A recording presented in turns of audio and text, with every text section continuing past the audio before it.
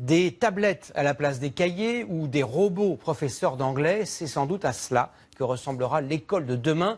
Pour la première fois, un colloque réunissant chercheurs et enseignants s'est ouvert aujourd'hui à Paris. L'objectif est de comprendre quels sont les effets de ces nouvelles technologies. Permettent-elles d'améliorer la performance des élèves? C'est ce qu'ont voulu savoir Julien Roux et Louis-François Coruble dans une école primaire des Landes. Vous pouvez vous asseoir tout autour, vous mettez autour des tapis. Ce matin, pas de table ni de chaise pour ces écoliers, mais des tapis de sol et de nouveaux camarades. D'étranges visiteurs dans leur salle de classe. Ils s'appellent Stuart, Néo ou encore Georges, Phil pour Manon. Des robots que ces élèves de CM1 vont apprendre à diriger sur un parcours semé d'embûches. Avec leurs tablettes, ils expérimentent la programmation informatique, mais pas seulement. On a slow et fast, les oreilles, here. Les robots ne parlent qu'en anglais.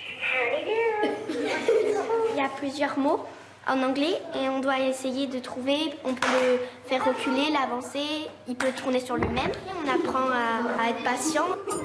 Pour moi, c'est un ami parce qu'il est rigolo, il fait ce qu'on dit et tout. On apprend aussi à travailler en équipe. Va réfléchir avec ton binôme. On teste d'abord. Tu l'as pas fait retourner? Non. Bah alors il faut qu'il retourne. Pas toujours facile de coopérer. On est toutes les deux têtes de mule, alors on s'écoute les unes et les autres et après on voit et on s'aide. On s'entraide et on expérimente plus facilement. Quand tu rates, tu peux essayer.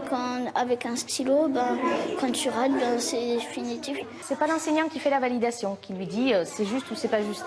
C'est le robot, donc il peut essayer autant de fois qu'il veut et donc ça les aide vraiment à se détacher de l'erreur. Dans cette école, du CE1 au CM2, les élèves apprennent à travailler avec des robots sous le regard de ce chercheur de l'université de Pau.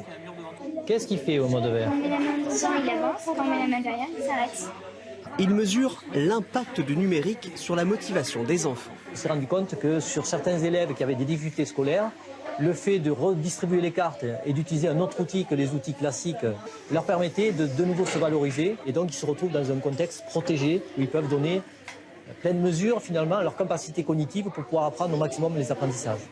Ces études de terrain n'en sont qu'à leur début. L'efficacité des activités robotiques dans l'enseignement reste encore une question qui doit être confirmée scientifiquement.